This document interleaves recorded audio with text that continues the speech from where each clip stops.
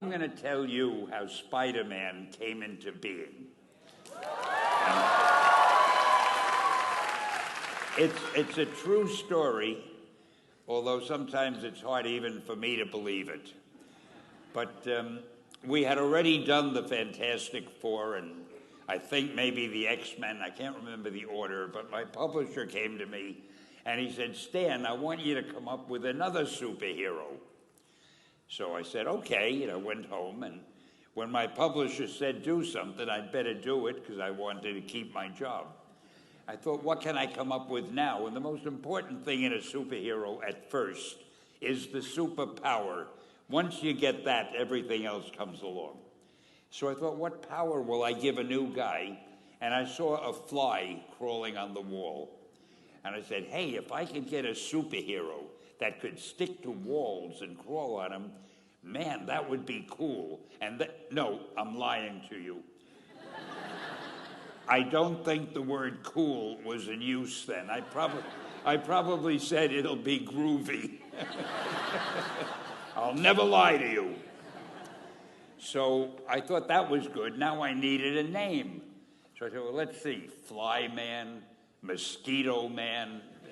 I got down to Spider-Man. Spider-Man. It just sounded dramatic. So, okay, I had my hero. I had his power, his name. And then I figured, just for fun, I'm going to give him personal problems.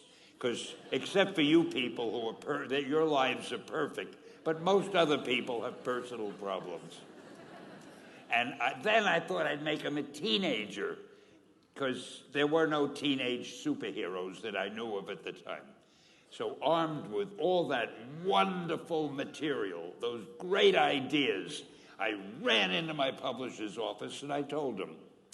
This was my reaction, the reaction he gave me. "Stan, that is the worst idea I have ever heard. First of all," and he started to give me his, because he's a very logical man, very intellectual. "First of all, people hate spiders, so you can't call a hero Spider-Man. You want him to be a teenager? Teenagers can only be sidekicks. And you want him to have personal problems? Stan, don't you know what a superhero is? They don't have personal problems." Well, I left the office disappointed, but obviously a much wiser man. And I couldn't get Spider-Man out of my system. So we were about to kill a magazine. I think it was called Amazing Fantasy.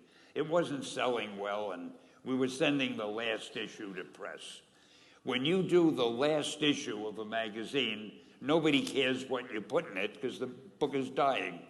Just to get it out of my system, I put Spider-Man in Amazing Fantasy, featured him on the cover, forgot about it.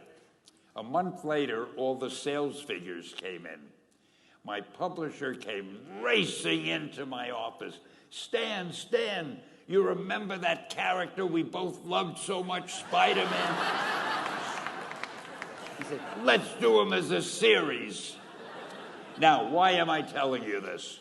Besides the fact that I have to kill a little time. If you have an idea that you genuinely think is good, don't let some idiot talk you out of it. Now, that doesn't mean that every wild notion you come up with is going to be genius, but if there is something that you feel is good, something you want to do, something that means something to you, try to do it, because I think you can only do your best work if you're doing what you want to do, and if you're doing it the way you think it should be done, and if you can take pride in it after you've done it, no matter what it is, you can look at it and say, I did that, and I think it's pretty damn good. That's a great feeling. So don't let idiots talk you out of something that you think is good.